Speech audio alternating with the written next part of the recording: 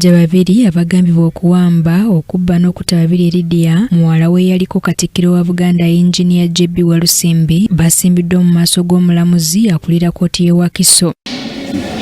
Ntege Abubakar ow'emyaka 32 ng'ayokya ebyuma ku kyalo Kiteredde, Kakiri Town Council mu disitulikiti y'e Wakiso ne Kagashafi Katemera mu gy'obukula 26 nga muvuzi wa bodaboda ku kyalo Nakuwadde Bulenga mu Wakiso be basimbiddwa mu maaso g'omulamuzi Naomi Sikoya era nga basomedde emisango 3 okuli ogw'okuwamba n'ekigendererwa eky'okufuna ssente, okubbisa eryanyi ssaako n'omusango ogw'okutta.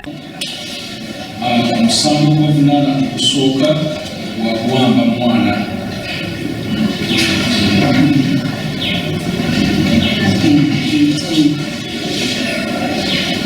Gwa kuwamba n'ekigendererwa eky'okufuna ssente. Ntega Abubakar wamu ne Kagashafi omwezi 3 omwezi ogw'omukaaga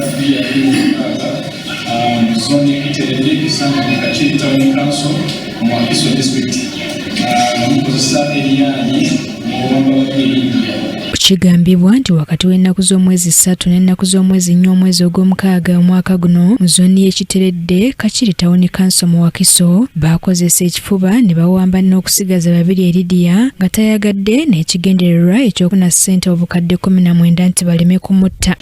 Bakubisa eryanyi Ntege Abubakar wamu ne Kagashafi bano era kigambibwa nti oluvannyuma lw'okuwamba babiri bamubbako amasimu ag'omu ngalo 2 okwali eya Samsung Gold n'essimu ey'amapeesa, ATM cards 2, National ID ne layini z'essimu era oluvannyuma ne bamutta. Omulamuzi bano abategeezezza nti kkooti terina buyinza kubawozesa wabula bajja kusigala nga bajja mu kkooti nga paka ng'okunoonyereza kuwedde olwo basindikibwe mu kkooti enkulu.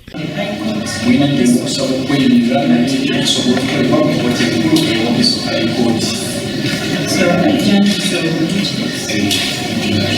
8th of July formation.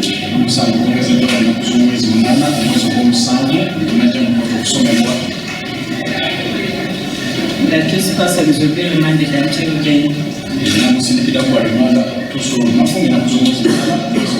Omuwaabi wa gavumenti Nakawesa Penina Joy ategeezezza kkooti nti okunoonyereza kukyagenda mu maaso era ng'abasabye omusango gwongezebweyo.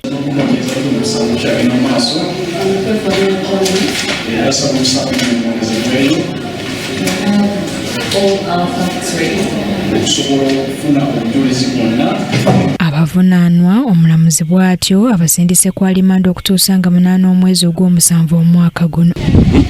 Twagala kwenkanya bw'omuntu waffe.